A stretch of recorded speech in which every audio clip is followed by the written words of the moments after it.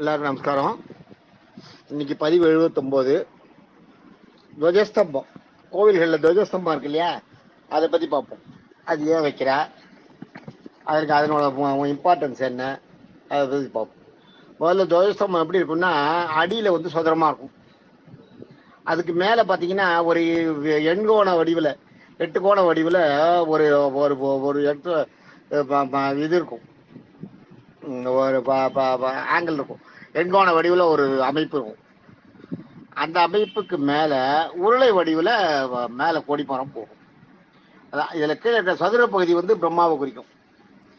இந்த எண்கோணம் வந்து சிவன் கோயிலா இருந்தா திருமாலையும், பெருமாள் கோயிலா இருந்தா சிவனையும் குறிக்கும். அந்த மேல வர உருளை இருக்கு இல்லையா, அந்த உருளை சிவன் கோயிலா இருந்தா சிவனையும், பெருமாள் கோயிலா இருந்தா பெருமாளையும் குறிப்பதா இருக்கும்.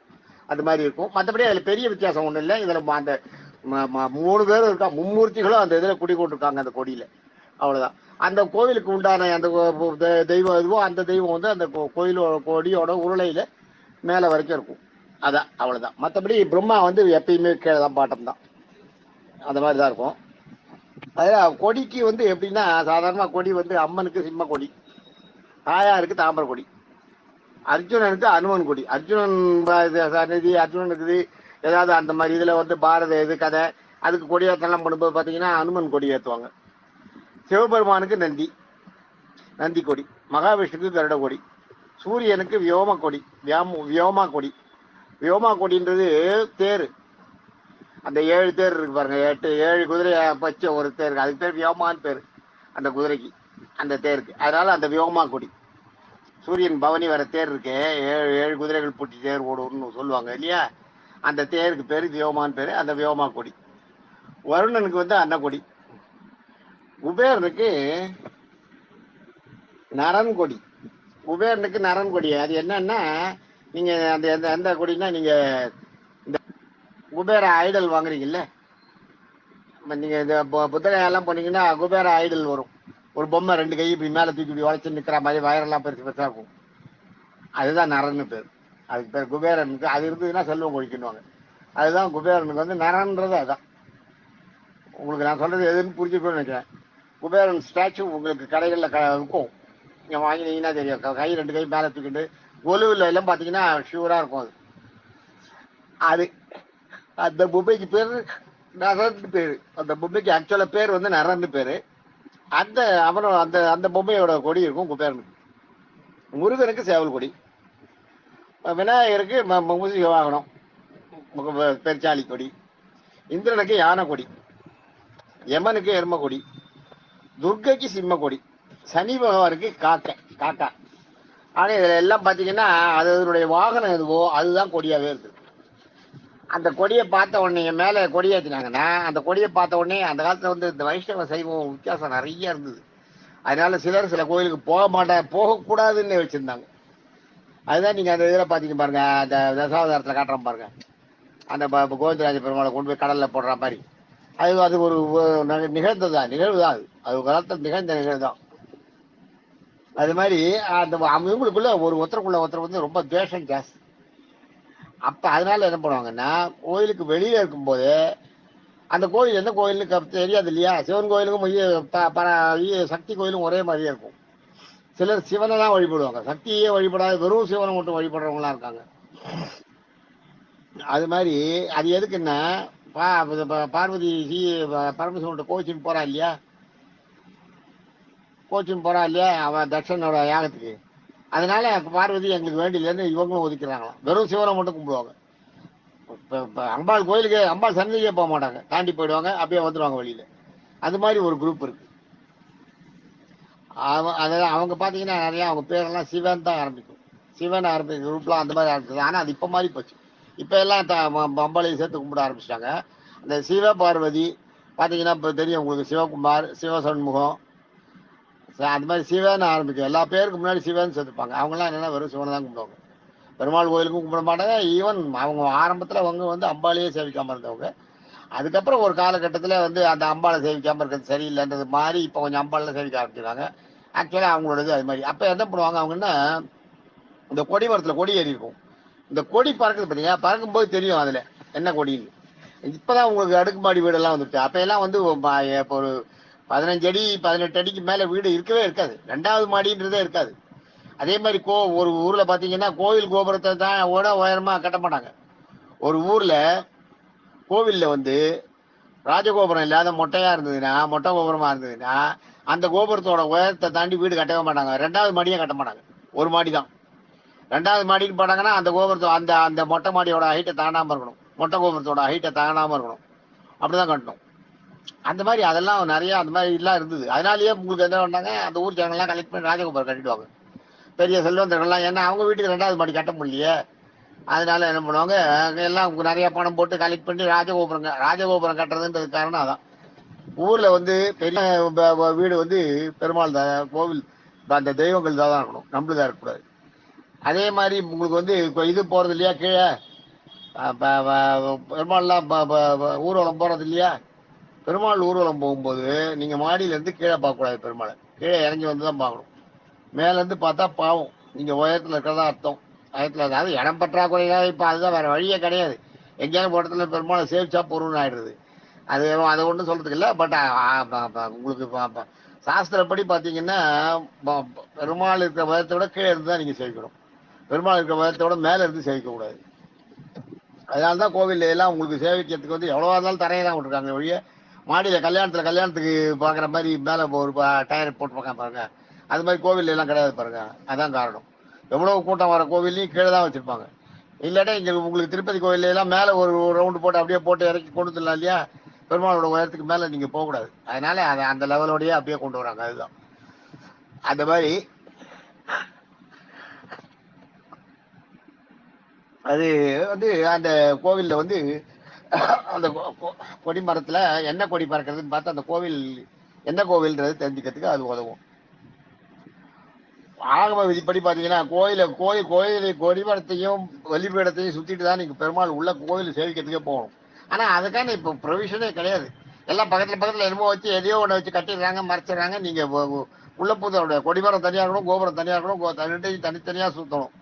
தனித்தனியா பிரதர்ஷனம் பண்ணிட்டு தான் நீங்க கோயில் உள்ள சேவிக்கிறதுக்கு போகணும். அதனால என்ன பண்ணிடுறாங்க இப்ப எல்லாருமே, நானும் உட்பட எல்லாருமே மொத்தமா கோயிலை சுத்திடும். கொடிமரத்தையும் சேர்த்து சுத்திடுறது. அதுதான் கொடிமரம் துவஜஸ்தம்பத்தை சேர்த்து சுத்தின்னு வந்துடுறது. அதையும் சேர்த்து சுத்தின மாதிரி. ஆனா அது ஆக்சுவலா இதை சுத்திட்டு தான் போகணும். இங்க இதுகிட்ட பர்மிஷன் வாங்கிட்டு, இதை சுத்திட்டு பர்மிஷன் வாங்கிட்டு, அதே மாதிரி உள்ள போனீங்கன்னா துவாரபாலகால் 2 பேர் இருப்பாங்க. அவங்க கிட்ட பர்மிஷன் வாங்கிட்டு தான் உள்ள சேவிக்கிறதுக்கு போகணும். கோவில்ல பாத்தீங்கன்னா கோவிலோட அமைப்பு என்னன்னா, கோவிலோட கருவறை தான் அந்த தலைப்பாகும். கோயில வந்து ஒரு உடலா மனித உடலா எடுத்துட்டீங்கன்னா, கோயிலோட பெருமாளோட உடலா எடுத்துட்டீங்கன்னா, பெருமாளோட தலைப்பாகம் தான் கருவறை. மண்டபம் முன்னாடி பாத்தீங்கன்னா மண்டபம், அதுதான் மார்பு பகுதி. இதய துடிப்பு தான் இறைவன் சமைச்சு. நீங்க இதய துடிப்பு என்னன்னா, நீங்க உள்ள போன ஒரு வைப்ரேஷன் கிடைச்சி பாருங்க. அதுதான் இதய துடிப்பு. அதுதான் சமிஞ்சை. உங்களுக்கு வந்து இந்த கோயில்ல வந்து உள்ள வந்த உடனே ஒரு நிம்மதி கிடைக்கும் பாருங்க. அது தொப்புள் இருக்கு பாத்தீங்களா, அந்த தொப்புள் பாகம் தான் கொடிமரம். பலிபீடம் இருக்கிறது வந்து அந்த தொப்புள் பாகம். தொப்புள் தான் கொடிமரம். அதே மாதிரி பாத்தீங்கன்னா ராஜகோபுரம் இல்லையா, அதுதான் பாதங்கள். அதனாலதான் நீங்க வெளியில வந்தீங்கன்னா கோயில எங்க இருந்தாலும் கோபுரத்தை நிமிந்து பாத்தீங்கன்னா, கோபுர தரிசனம் கோடி புண்ணியன்றாங்க. அதான் பெருமாளோட தெய்வத்தோட பாதத்தை பார்த்த மாதிரி. அது மாதிரி கொடிமரத்துல என்னன்னா, திருவிழா காலங்களில் கொடி ஏற்றுவாங்க. கோவில்ல வந்து ஒரு திருவிழா ஆரம்பிச்சுட்டா காப்பு கட்டுறதுன்னு. காப்பு கட்டுறது கொடி ஏற்றுறதுக்கு பேர் தான் காப்பு கட்டுறது. கொடி ஏற்றுவாங்க, அப்புறம் பெருமாளுக்கு காப்பு கட்டுவாங்க. நம்ம கல்யாணத்துல எல்லாம் காப்பு கட்டுறாங்க பாருங்க. அது மாதிரி காப்பு கட்டிட்டா அந்த ஊர்ல இருந்து ஜனங்க வெளியில போக மாட்டாங்க. அது மாதிரி கொடிமரத்துல கொடியை ஏற்றிட்டாங்கன்னா அதுக்கப்புறம் அந்த ஊரை விட்டு வெளியே போகக்கூடாது. கொடி இறங்குற வரைக்கும் போகக்கூடாது. அந்த திருவிழா முடிகிற வரைக்கும் போகக்கூடாதுன்ட்டு அது ஒரு ஐதீகம், அது வச்சிருக்காங்க. அது போகக்கூடாது. அதாவது அது என்னன்னா, அந்த ஒரு கல்யாணத்துக்கு வந்துட்டு பாதியில தாலி கட்டுறதுக்கு முன்னாடி எழுந்து போயிடுறாங்கல்ல, பாதியில போகக்கூடாது. கல்யாணங்கள் கூட போனா கூட மொத்தமா நியாயமா பாத்தீங்கன்னா, கல்யாணத்துக்கு போனீங்கன்னா ஆரம்பத்துல போனீங்கன்னா ஆரம்பத்துல இருந்து கடைசி வரைக்கும் இருந்து பார்த்துட்டு தான் வரணும். நடுவில் இருந்து வரக்கூடாது. ஆனா இப்ப அது எல்லாமே மாறி போச்சு. அவ்வளவுதான். திருமங்கல்யாணம் ஆச்சுன்னா எல்லாரும் எழுந்து போயிடுறாங்க. அது வந்து அதே மாதிரி அந்த இதுல கொடி ஏற்றத்துல பாத்தீங்கன்னா, கொடி பறந்ததுன்னா உங்க எல்லாரையும் கோயில்ல ஆரம்பிச்சதுன்னு உங்களுக்கு ஒரு அடையாளம். எல்லாரும் கோயிலுக்கு வாங்க, திருவிழா ஆரம்பிச்சாச்சு அப்படின்றது. அதே மாதிரி அதுக்கு ஒரு அடையாளம். அது கொடி பறந்ததுன்னா எல்லாரும் கோயிலுக்கு வரணும், அர்த்தம். அதே மாதிரி பாத்தீங்கன்னா அந்த அந்த கொடி ஏத்துறாங்க பாத்தீங்களா, அது யாருன்னா அந்த தலைமை சிவாச்சாரியார் யாரோ, அந்த அந்த அந்த திருவிழாவை நடத்துறது யாரோ, தலைமை குருக்கள். இதில் பெருமாள் கோயில் இருந்தா பட்டாச்சாரி, அம்மன் கோயில் இருந்தா பூசாரி, அது மாதிரி அவங்க யாரோ. இப்ப ஈஸ்வரன் கோயிலா இருந்தா சிவாச்சாரியார், முருகன் கோயிலா இருந்தா குருக்கள், பிள்ளையார் கோயிலா இருந்தாலும் குருக்கள். இவங்க யார் செய்யறாங்களோ அவங்க தான் அந்த கொடி ஏற்றுவாங்க. அதே மாதிரி இறக்குறத அவங்க தான் இறக்குவாங்க. அவங்க எங்கேயும் போக முடியாது, கொடி ஏற்றிட்டு அதோட அதை ஊரை விட்டு வெளியில போகக்கூடாது. அதே மாதிரி ஒண்ணு. அதே மாதிரி அந்த ஆலயத்தோட பணி, ஏதோ ஒரு பாலாலயம் வேலை நடக்குதுன்னு வைங்க, அந்த பணி முடிஞ்சு போச்சுன்னா முதல் நாள் கொடி ஏற்றுவாங்க. கொடி ஏற்றிட்டா கோயிலுக்குள்ள வேலையெல்லாம் முடிஞ்சு போச்சு, பக்தர்கள் வரலாம், நாளையில இருந்து வரலாம், மறுநாள்ல இருந்து வரலாம், மறுநாளுக்கு பாலாலயம் செய்ய போறாங்கன்னா முதல் நாள் கொடி ஏற்றுவாங்க. அந்த கொடி ஏற்றிட்டாங்கன்னா வேலை முடிஞ்சு போச்சுன்னு அர்த்தம். கடவுளை தரிசிக்க முடியாத நேரத்தில் கூட கொடிமரத்தையும் பலிபீடத்தையும் ராஜகோபுரத்தையும் சேவிச்சிங்கன்னா அது அந்த கோயில் இறைவனை சேவிச்ச புண்ணியம் அதுல கிடைக்கும். கொடிமரத்துல அதே மாதிரி கொடிமரத்துக்கிட்ட சுத்தி பிரதர்ஷனம் பண்ணிட்டு கொடிமரத்துக்கிட்ட சேவிக்கிறோம் பாத்தீங்களா, சுத்தி வந்துட்டு சேவிக்கிறோம் பாத்தீங்களா, அது அங்க சேவிச்சீங்கன்னா அந்த கோவில்ல இருக்க எல்லா தெய்வங்களையும், நீங்க பார்த்த தெய்வம், பார்க்காத தெய்வம், கோபுரத்துல இருக்கிற தெய்வம், மேல இருக்கிற சிலை, கோபுரத்துல இருக்கிற சின்ன சின்ன சிலைகள், நீங்க கோபுரத்துல பெருமாள் இருப்பார், பக்கத்துல பெருமாள் பள்ளி கொண்ட மாதிரி இருப்பார், பக்கத்துல நாரதர் இருப்பார், அந்த பக்கம் பாத்தீங்கன்னா சிவன் இருப்பார். நீங்க ஒருத்தரையும் பார்த்து சேவிக்க முடியுமா? இல்ல ஒருத்தரை சேவிச்சுட்டு ஒருத்தரை சேவிக்காம வந்தாதான் சரியா இருக்குமா? அதுதான், நீங்க கொடிமரத்துக்கிட்ட நீங்க சேவிச்சா அந்த கோவில் இருக்க அத்தனை தெய்வ உருவங்களுக்கும், விக்கிரகங்களுக்கும், தெய்வ ஓவியங்களுக்கும் நீங்க சேவிச்சதா அது அர்த்தம். அந்த இதை சேவிச்சீங்கன்னா எல்லாத்தையும் சேர்த்து சேவிச்சதா அர்த்தம். அந்த நீங்க சேவிச்சது எல்லா தெய்வத்துக்கும் போகும். அதே மாதிரி பாத்தீங்கன்னா கோயில் அந்த அந்த அமைப்பு, அந்த கோயில் அமைப்பு, கோவிலை அமைக்கிறதுக்கு முன்னாடி அனைத்து துஷ்ட சக்திகளையும் விரட்டுறது கொடிமரம் தான் முதல்ல. கோயிலை இது பண்ணும்போது, கணிக்கும் போது, கோயில் இந்த இடத்துல கட்டலான்னு பண்ணும்போது கருவறை எந்த இடத்துல வரும் பார்ப்பாங்க, எந்த திசையை நோக்கி இருக்கும் பார்ப்பாங்க. அடுத்தது கொடிமரம், வாகனம். பெருமாள்னா பெருமாள் கோயில், வாகனம், கொடிமரம், துவஜஸ்தம்பம், இது நாளையும் லைனா ஒரே லைன்ல வரா மாதிரி பார்ப்பாங்க. அது எந்த இடத்துல வருதுன்னு பார்ப்பாங்க. அந்த கொடிமரம் எந்த இடத்துல வருதுன்றதை பார்த்து அந்த இடத்துல அவங்க மார்க் பண்ணிட்டு, இந்த இடத்துல கொடிமரம் வருதுன்னு மார்க் பண்ணிட்டு கொடிமரம் நடுறதுக்கான பூஜையை முதல்ல பண்ணுவாங்க. கொடிமரம் நடுறதுக்கான பேரும் உள்ள கருவறையை கட்டுறதுக்கான கருவறை எந்த இடத்துல வரும்போதோ அந்த இடத்துல கருவறை இருக்கிற இடத்துல ஒரு பூஜை பண்ணிட்டு நேரம் கொடிமரம் இருக்கிற இடத்துல பூஜை பண்ணுவாங்க. அந்த கொடிமரம் இருக்கிற இடத்துல பூஜை பண்ணாலே அந்த இடத்துல கோயில் அமையறதுக்கான காவல் தெய்வங்கள்லாம் அங்க வந்துடும்.